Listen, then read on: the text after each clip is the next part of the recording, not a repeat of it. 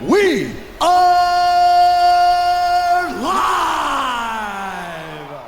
And we're live. What's going on? It's Noah here with Youngblood MMA. Today, I will be matchmaking every ranked fighter in the middleweight division. It's about time. We just saw Dricus du Plessis. He defeated Sean Strickland at Sydney, Australia at UFC 312. And we also saw Imavov knock out Israel Adesanya at UFC Saudi Arabia. So let's get into it.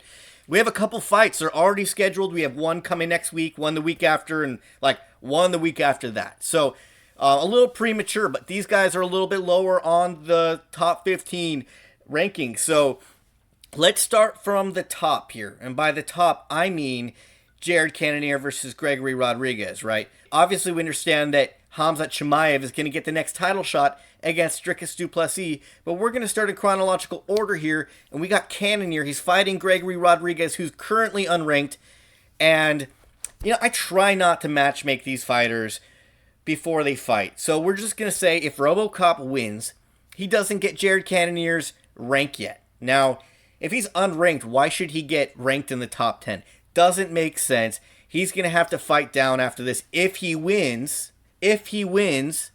and he's going to have to basically justify why he should be in the top 10 in that next fight. Now let's move on to the next week after that. So 2 weeks from today, I think we have Brendan Allen and Anthony Fluffy Hernandez, and I think we also have Marvin Vettori versus Roman Dolidze too, which I don't know who the hell made that matchup and thought this is the one to make.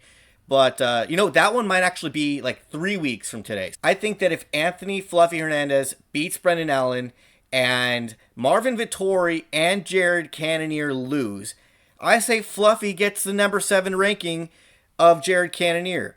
And I think that he gets a top 5 opponent next. Give him a top 5 opponent. If he wins, give him a top 5 opponent. I think ultimately worthy of that at that point, especially considering when Caio Borralho fought Jared Cannonier was also ranked 5 at that point. So let's move down from the list, right? We have Michel Pereira. We also have, it looks like Shar Magomedov is still sort of on the rankings if you're looking at on the UFC app primarily. I think they should fight.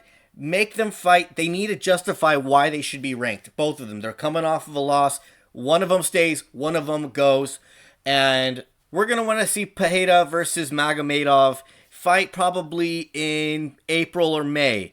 And then you also have, which by the way, I don't know if Magomedov is really suffering from health issues to where he needs a ton of time off. I know he wants to jump back in there. Per usual, I also saw some rumors that he was going to retire. So just keep that in mind going forward. I also see Roman Kopylov, right? He's coming off of that win against Chris Curtis, right? And you also have Reiner de Ritter, RDR, coming off a win against Kevin Holland. I think Reiner de Ritter should take a fight with Roman Kopylov. I think he deserves to have a fight for the rankings. And I want to see that relatively soon. I wrote down May, but I realized Kopylov just fought in January. So maybe we'll call that like a June or July, like a summer fight in a fight night. Ranked number 15, we got Bo Nickel. Man, who do we match up Bo Nickel with? I was tempted to do Bo Nickel versus Reiner de Ritter. But I just wanted to make it a little bit more interesting, right? I felt like that would be giving us what we want too soon. And, Bo Nickel just entered the rankings. And, he talks a lot of talk about being able to submit Khamzat Chimaev and become the champion. And he just blows all this smoke, dude. I'm like, dude, calm down. I want to see him fight somebody a little bit higher. And I know that UFC's already speedrunning the guy. But I've been wondering, man, where's Paulo Costa? I think he had some sort of injury, or he's just enjoying some secret juice or something like that. But I want to see it happen. Let's see Paulo Costa versus Bo Nickel, especially considering they were going to match up Paulo Costa with Khamzat Chimaev 2 years ago. And I think this just makes a lot of sense. It's a lot of fun. We either get to see Bo Nickel fraud checked or whatever, right? And it's going to be really entertaining for people that aren't Bo Nickel fans, especially after that pathetic performance against Paul Craig, right? Almost forgot his name. Yeah. Or Paulo Costa loses, and then we go, oh, shoot. Bo Nickel might not be that bad, or maybe Paulo Costa's washed. And now, okay, we're just going to see what happens with that, but That I like that fight. I want to keep that. I don't want to see Bo Nickel fight down. I want to see Bo Nickel challenged a little bit more. So let's see that fight. Let's maybe schedule that for the summer as well. Let's do a summer fight. Now, it skipped a little bit past this, right? But we got Robert Whittaker, who hasn't fought since UFC 308. He usually likes to fight every 18 weeks. When he lost and got knocked out by Dricus du Plessis, he doubled that, and he waited, it was like 34 weeks before he fought again. But he needs to get back in there. There's been talks about him working out a fight contract with Caio Borralho, and he's just waiting in the wings, ready to get in there. And there's people suggesting online, maybe he fights Nassourdine Imavov. I don't care to see that fight yet, because Nassourdine went all the way through having a good knockout against Israel Adesanya for Caio Borralho to just be able to fight the number 2 guy, and also the number 2 guy right now to be getting a title shot.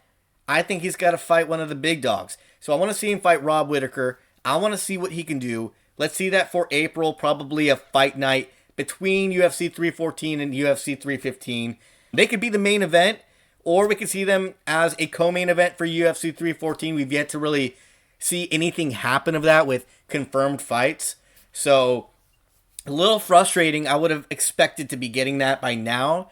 I don't know when they plan to announce it. Jeez, it's been like, they should have announced it this weekend. But let's move on. I think from that fight, I think the winner of that fight, if it's Caio Borralho, I say he fights for a title eliminator fight against Nassourdine Imavov, probably August or September if Borralho beats Rob, right? That's if he beats Rob. Or if he doesn't, let's just see Imavov fight Sean Strickland. Do Strickland versus Imavov too.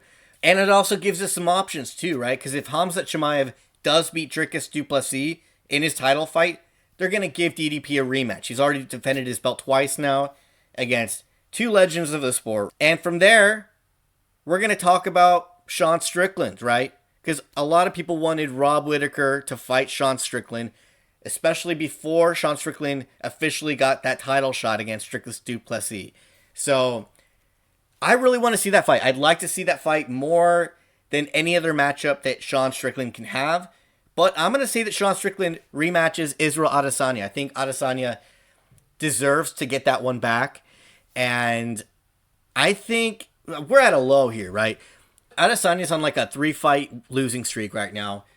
And we need something to turn this franchise around. I think he needs to retire. I think he should, if it's best for him, just retire now. Or at least take one more fight. But it's got to be a big fight. And I think Sean Strickland would be the perfect opponent for him. Even just to turn the franchise around. Who cares? I mean, he's probably going to keep fighting because he doesn't know when to stop. Because these fighters, man, they're just addicted to the game. But I say, dude, go fight Sean Strickland. Win or lose, retire. If he wins, man, that's a great high for the ending of his career. And if he loses, you know, here's the thing. He's not going to get knocked out by Sean Strickland. I don't want to see Izzy knocked out again. It's not that I just care about tender little Izzy. The guy was just rocked by Imavov. He's getting older. He's 35 years old. Give the guy a little break on his brain, you know? Besides, Sean Strickland's going to do a lot of volume anyway.